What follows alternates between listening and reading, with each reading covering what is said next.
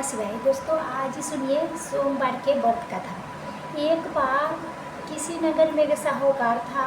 उसके घर में धान की कोई कमी नहीं थी, लेकिन कोई संतान न होने के कारण बहुत दुखी रहता था। संतान प्राप्ति के लिए हर सोमवार के व्रत रखता था। पूरे श्रद्धा के साथ शिव मंदिर जाके भगवान शिव माता पार्वती के पूजा अर्चना किया करता था।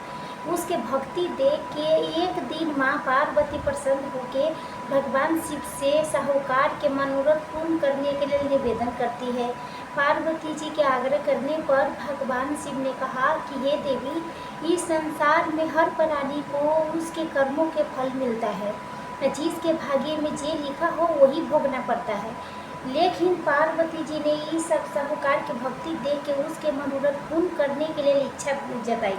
माता पार्वती जी के आग्रह पर भगवान शिव ने साहूकार को पुत्र प्राप्ति के वरदान तो दे दिया, लेकिन उन्होंने बताया ये बालक केवल 12 बरस तक ले जीवित रहेगा।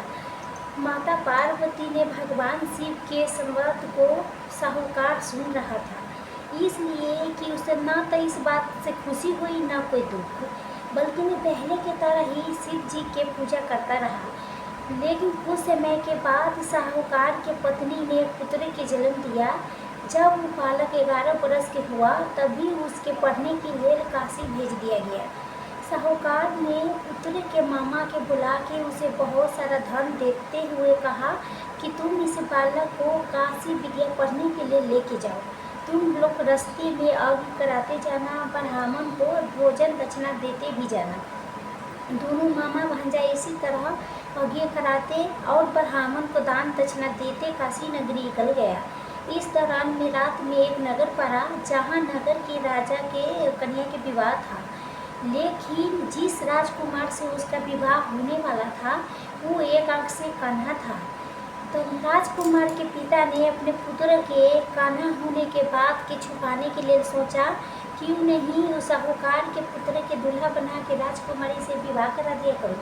विवाह के बाद इसके धन दे के विदा कर दूँगी। राजकुमारी के अपने नगर ले आया करूँगी। लड़की के दूल्हे के वस्त्र पहना के राजकुमारी से विवाह करा दिया गया। साहूकार के पुत्र ईमानदार था, उसे इस बात सही नहीं लगी, इसलिए उसने अवसर पाके राजकुमारी के दुपट्टे पर लिख दिया कि तुम्हारा विवाह तो मेरे साथ हुआ है, लेकिन जिस राजकुमार के साथ तुम्हें भेजा जाएगा वो एक आंख से कान्हा है। मैं तो काशी विद्या पढ़ने जा रहा हूँ।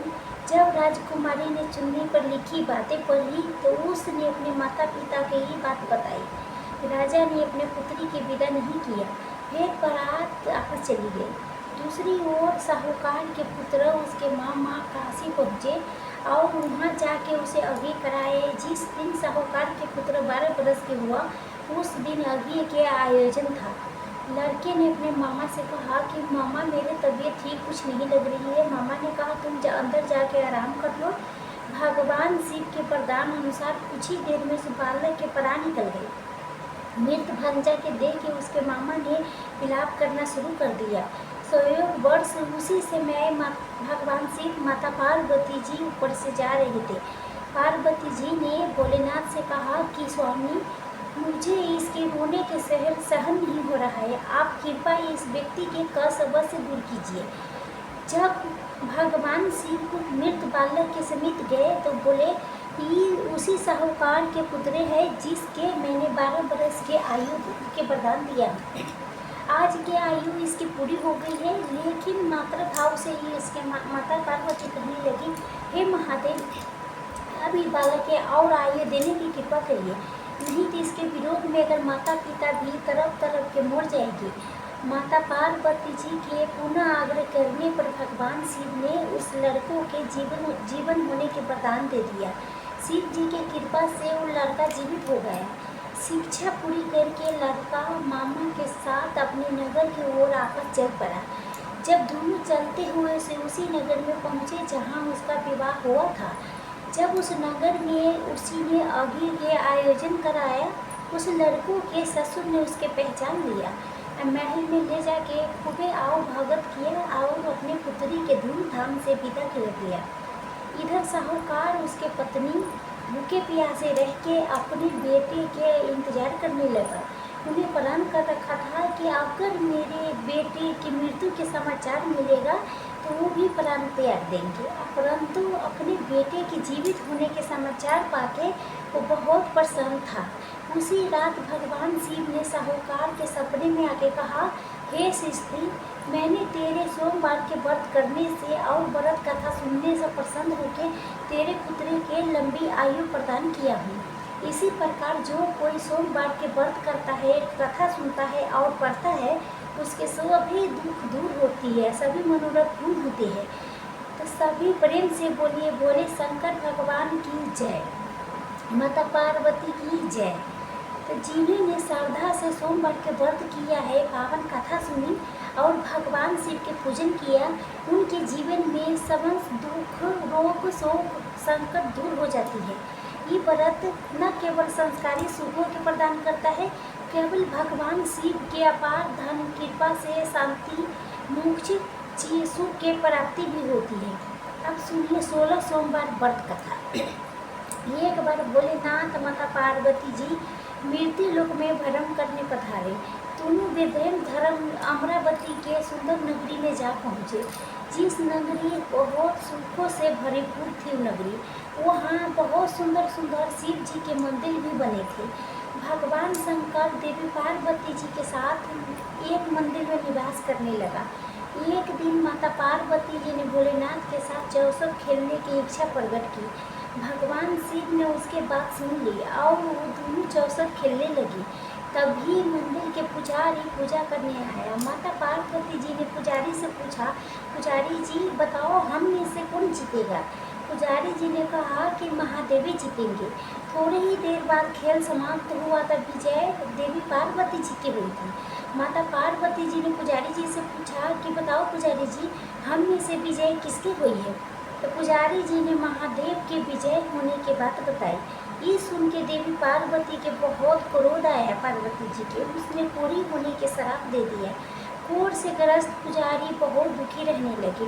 एक दिन देवलोक के अप्सरा भगवान शिव के पूजा करने के लिए उसी मंदिर में आए। जब पुजारी जी के क्रोध की अवस्था देख के दया भाव से पूछताछ करने लगी तो पुजारी जी ने सारी बात अप्सरा के बता दी।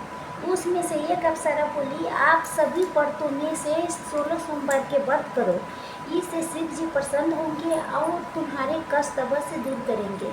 पुजारी जी ने इस व्रत की विधि पूछी। अप्सरा ने बताया, सोमवार के व्रत रखो, सब अच्छा कपड़े पहनो, सजिया के उपासना के बाद आधा किलो गेहूं के आटा लेके इसके 3 भाग करो। घी, गुड़, दीप, नैवेद्य, फल, बेलपत्र, जनेऊ, चंदन, अक्षत, पुष्पादि से भगवान प्रदोष काल में भगवान शंकर के पूजन करो। 3 भागों में से एक भाग शिव जी के अर्पण करो, बाकी 2 के शिव जी के प्रसाद के रूप में उपस्थित जनता में बांट दो। खुद भी प्रसाद ग्रहण करो। इस तरह 16 सोमवार व्रत करो। 7वें सोमवार के पाँव भर के पवित्र आटा की बाटी बनाओ, उसमें घी गुड़ मिला के चूरमा बनाओ, शिव जी के भोग लगा के उपस्थित भक्तों में बांट दो। इसके बाद परिवार सहित प्रसाद ग्रहण करो, इससे सभी मनोरथ पूर्ण हो जाती है। ये ऐसी बात बता के अप्सरा चली गई। जब पुजारी जी ने अप्सरा के बाद विधि अनुसार 16 सोमवार के व्रत किया, जिसके पुण्य प्रताप से भगवान शिव के कृपा माता पार्वती के दया से पुजारी जी के कोढ़ मुक्त हो गई, आनंद से रहने लगे। कुछ समय के बाद भगवान शिव माता पार्वती जी आपस उसी मंदिर में आया। देवी पार्वती जी ने पुजारी के निरोगी देह के कारण पूछा तो पुजारी जी ने 16 सोमवार व्रत के महिमा बताई।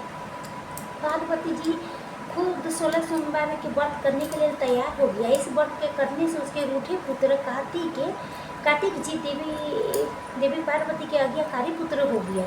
जब माता से पूछा कार्तिक जी से, माता क्या किया था इसे कि मेरा हृदय पवित्र हो गया, तो देवी पार्वती जी ने 16 सोमवार की कथा उन्हें सुनाती है। कार्तिकेय जी ने अपने विशेष मित्र से जो कहीं खो गया था उसे मिलने के कारण उन्होंने 16 सोमवार के व्रत किए और उनका खोया हुआ मित्र जल्दी मिल गया। मित्र ने मिलन के कारण पूछा तो कार्तिक जी ने उसे 16 सोमवार के व्रत करने बताया। मित्र ने व्रत के विधि विधान पूछा और स्वयं के विवाह के मनोरथ पूर्ण करने के लिए सोमवार के व्रत करने लगे। फिर कार्तिक जानकी जी के मित्र एक सोमवार सभा में गया तो उस वहाँ की राजकुमारी आकस्मिक होकर उसके गले में वरमाला डाल दी और उसे अपना पति स्वीकार कर लिया। तब राजा ने बहुत सारा धन सामान देके उसे भेजा। तभी ये कहते हैं 16 सोमवार व्रत के महीना अग्रम पार है दोस्तों। व्रत करना से ना सब कुछ पूर्ण हो जाती है। अब दोनों सुख से रहने लगी। अब जब 16 सोमवार के व्रत के उसके पत्नी के पता लगा तो उसने पुत्र प्राप्ति के कामना से 16 सोमवार के व्रत किए। उसके कुछ समय बाद बहुत सुंदर सुशील बुद्धिमान पुत्र प्राप्त हुआ। जब वो बड़ा हुआ तो उसने अपनी माँ से 16 सोमवार के व्रत के कथा सुनी। तब वो भी राज्य प्राप्त करने के लिए 16 सोमवार के व्रत शुरू कर दी। एक राजा को अपने कन्या के लिए योगी पुरुष की खोज थी। राजा ने अपने कन्या के विवाह उसी पुरुष से करा दिया। राजा के पुत्र नहीं कोई था तो उसने अपने दामाद के योग्यता देख के उसे राजा बना दिया। राजा बनने के बाद भी वो 16 सोमवार के व्रत करता। 17 सोमवार आने पर उसने अपनी पत्नी से शिव जी के पूजा के लिए मंदिर चलने के लिए कहा तो उसने दासियों से कह के पूजा के सामान तक भिजवा दी, लेकिन खुद नहीं आई। अब इधर राजा ने शिव जी की पूजा समाप्त करके आकाशवाणी हुए, हे राजन, अपनी रानी के राजमहल से निकाल दे, न तो सर्वनाश हो जाएगा। राज दरबार में आके सावधानी से विचार करके और सर्वनाश के भय से रानी के राजमहल से निकाल दिया। अपने दुर्भाग्य के कोसती हुए रानी नगर से बाहर चली गई। दुखी मन से चलती हुई एक गांव में गई। वहाँ पर एक बूढ़ी माई थी जो सूत बेचा करती थी। बूढ़ी माई ने दया करके रानी को अपने साथ सूत बेचने के लिए रख दिया। अब जब से रानी के साथ रखा बूढ़ी माई के तो सूत बेचना ही बंद हो गया। बूढ़ी माई ने रानी से वहाँ से जाने के लिए कह दिया। अब रानी एक तेली के वहाँ काम मांगने गई। उसी समय तेली के मटके चटक गए, सारा तेल बह गया। तेली ने उसे वहाँ से भगा दिया। दुखी होकर रानी इस नदी के पास गई तो नदी के सारा पानी सूख गया। वो एक पेड़ के नीचे बैठे तो पेड़ के सारी पत्ते सूख के गिर गए। आसपास के लोगों ने जब ये सब कुछ देखा तो उन्हें पकड़ के मंदिर के पुजारी गोसाई जी के पास ले गया। गोसाई जी देखते ही जान गए कि ये कोई विधि के मारी खुली स्त्री है। गोसाई जी ने रानी से कहा है उनके आश्रम में उनके पुत्री की तरह रख सकती है। अब रानी आश्रम में रहने लगी। रानी भोजन बनाती थी तो उसमें कीड़े पड़ जाती थी। पानी भर के लाती थी तो वो गंदा हो जाता था। आप तो गोसाई जी ने एक दिन दुखी होकर उससे पूछा कि बेटी तुम्हारी दशा कैसे हुई है, किस देवी देवता के कोप है। तब वो रानी ने शिव जी के पूजा में ना जाने वाली बात गोसाई जी से बताई। गोसाई जी ने बोले, हे पुत्री, तुम 16 सोमवार के व्रत करो, इससे अपने सभी कष्टों से मुक्ति पा सकते हो। गोसाई जी के बात मान के रानी ने 16 सोमवार के व्रत किए।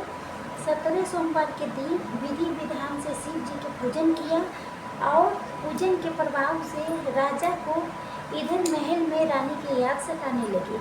अब रानी के ढूंढने के लिए उसे चारों दिशा में अपने दूत भेज दिए।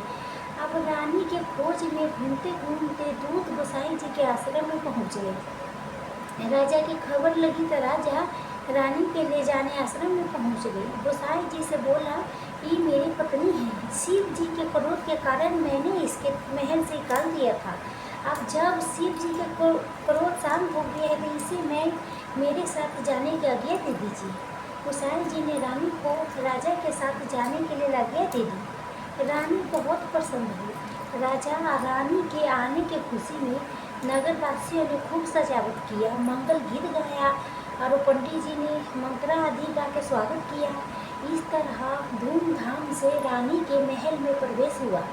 राजा ने ब्राह्मणों के दान आदि दिए, याचकों के धन धान्य दिए और जगह जगह भूखे लोगों के भोजन खिलाने के भंडारे खुलवाई।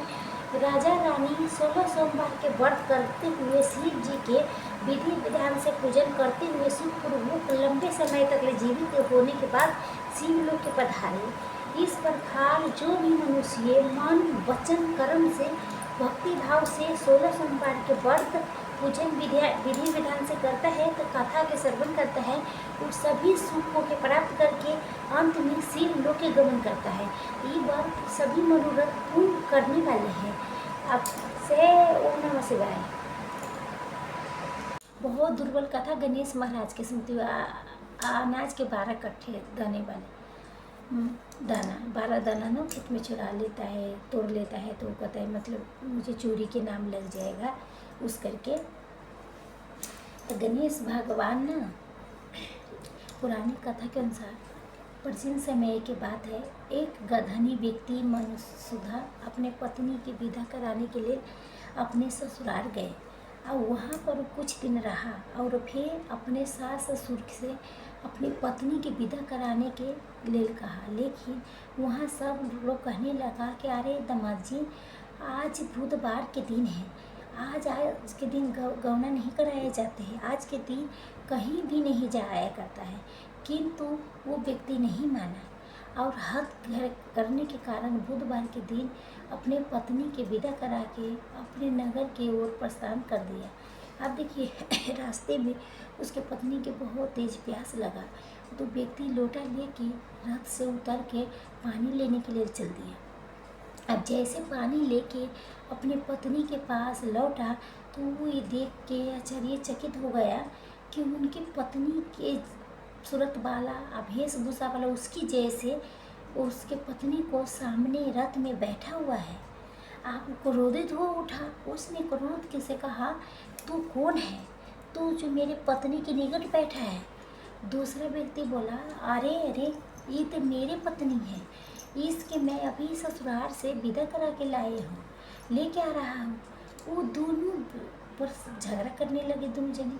मधुसूदन ने कहा कि देखो भाई, मैं अभी अभी अपनी पत्नी को यहाँ रथ में छोड़ के उसके पीने के लिए पानी लेने गया था, आते हुए तुम यहाँ पर मिल गए। मेरी पत्नी की प्यास लगी थी, मैं पानी लेके आया हूँ, तो तुम मेरी पत्नी से पूछो, मैं उसका पति हूँ।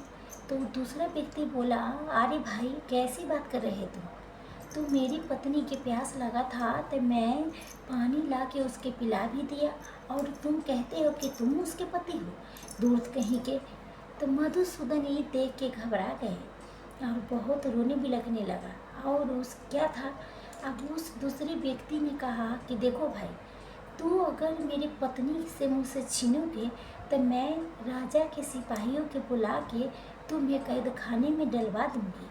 दोनों के पर झगड़ा करते हुए देख के आगे से आ रहे राजा के सिपाही वो दोनों को पकड़ लेते हैं।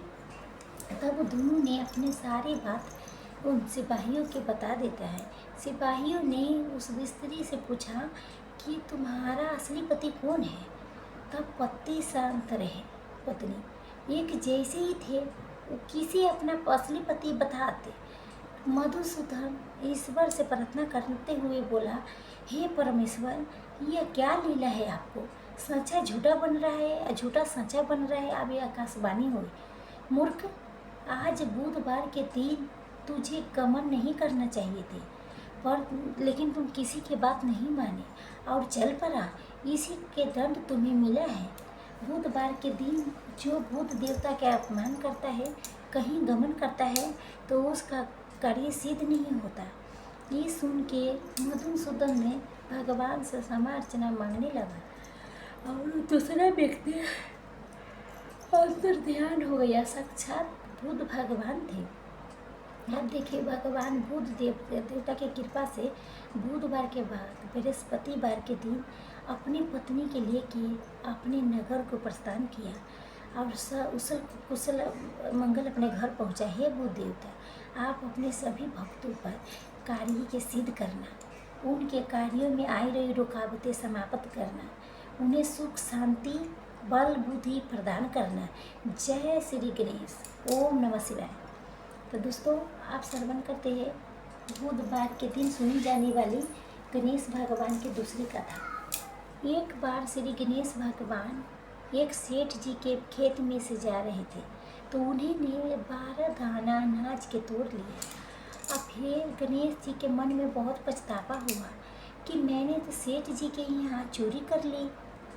तो गणेश जी सेठ जी के वहाँ 12 साल तक नौकरी करने लगा।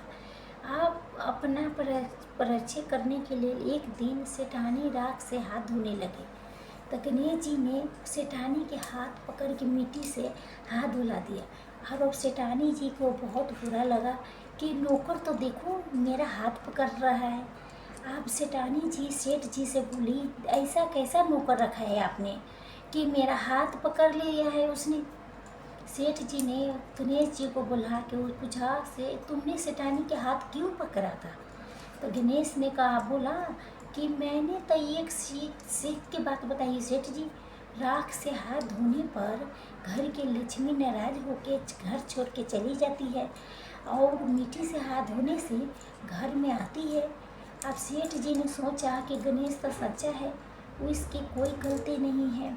अब थोड़े ही दिन के बाद कुंभ की मेला आया। एक सेठ जी ने कहा गणेश सेठानी के कुंभ के मेले में स्नान करा के ले आओ।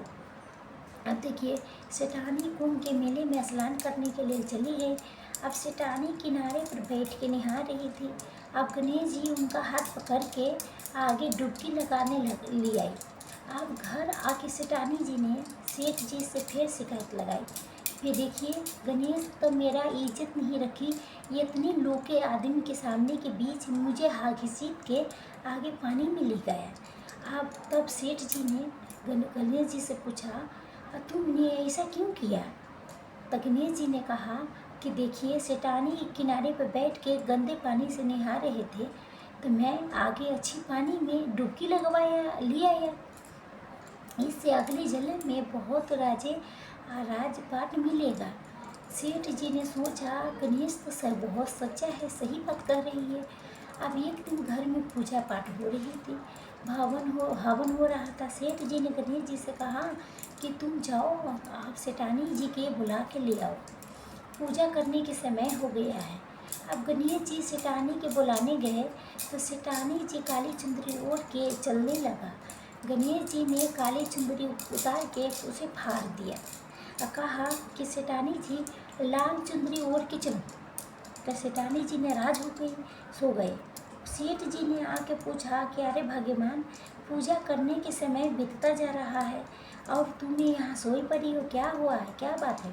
तो सेठानी जी ने कहा आपके ये नौकर बहुत उद्वदन है, इसने आज तो हद ही पार कर दी, इसने आज मेरी चुंदरी फाड़ के फेंक दिया। सेठ जी को बहुत गुस्सा आया और तुरंत गणेश जी के दौड़ के पास गया गणेश जी के, अब बहुत डांट के बोले अरे तुम्हारी बदमाशी बहुत दिन पर दिन बढ़ती जा रहा है, तू सेठानी की चुंदरी की क्यों फाड़ा। तो गणेश जी ने कहा अरे सेठ जी पूजा पाठ में काला वस्त्र नहीं पहनना चाहिए, इसलिए मैंने लाल वस्त्र के लिए कहा था। काला वस्त्र पहनने से कोई भी शुभ काम सफल नहीं होता। तो फिर सेठ जी ने सोचा ये तो गणेश तो समझदार है, वो सब सही बात कह रहा है। तो सेठ जी ने गणेश जी को माफ़ कर दिया। एक दिन के बात है जब सेठानी पूजा करने लगी तो पंडित जी ने बोला कि वो तो गणेश जी की मूर्ति लाना भूल गए, अब क्या करें। गणेश जी ने बोला से देखो मुझे के बैठा लो, विराजमान कर लो, आपके सारे काम सफल हो जाएंगे। तभी वो ही बात सुन के गणेश जी के बहुत गुस्सा आया उनके ओर। बोले आप तो सेठानी से मजाक करते थे, अब तो तुम मेरे साथ भी मजाक करने लगा। सेठ को बहुत बुरा लगा, मजाक नहीं कर रहा हूँ मैं सच ये बता रहा हूँ। इतने में गणेश जी ने अपना असली रूप लेके गणेश जी के रूप धारण करके सेठानी ने गणेश जी की पूजा की, उनका दर्शन पा के धन्य हो गया। पूजा खत्म होते ही गणेश जी अंदर ध्यान हो गया। सेठानी के बहुत सा दुख हुआ, उन्होंने कहा हमारे यहाँ तो गणेश जी रहते थे, हमने उनसे इतना काम करवाया। तभी दोस्तों क्या हुआ, इसी चिंता में बिना खाए पिए सेठानी सो गए। गणेश जी ने सपने में आके सेठ जी से कहा कि हे सेठानी आपके खेत से मैंने 12 अनाज के दाना तोड़ लिए थे, उसी के दोष उतारने के लिए मैंने आपके यहाँ काम किया। सेठ जी के करोड़ों के माया हो गई, पहले से अधिक सर्वसंपन्न पुत्रवान हो गया। अब बुरी अवस्था में नाती पोते खिलाते हुए अंत काल में स्वरूप लोक में चला गया। हे गणेश महाराज जी, जैसा सेठ जी को दिया वैसे सभी के देना। कहते सुनते हुकारे भरते सारे परिवार को देना। जय श्री गणेश। ओम गणपति नमः। ओम गणपति नमः। हरि ओम हरि ओम हरि ओम। ओम नमः शिवाय नमः शिवाय नमः शिवाय।